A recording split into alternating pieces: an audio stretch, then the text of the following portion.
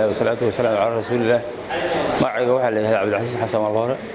waxaan ahay odayaasha deegaanka Halaboqad waxaan soo dhaweynaynaa guddiga diiwaangelinta doorashooyinka Puntland aad iyo aad ayaan ugu mahadcelinaynaa waxaan la diiwaangeliyay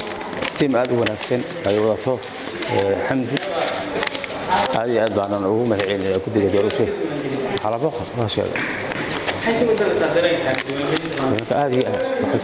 ka bedelaysaa in taladii dadka dadweynaha dib loogu ceshay awalna ay ahayd waxyaalaha qori isku dhiiba laakiin hadda waxaan aad ugu mahadcelinaynaa dadka ka fakiray inay dadka bulshada reer Puntland talada dib ugu ceshaan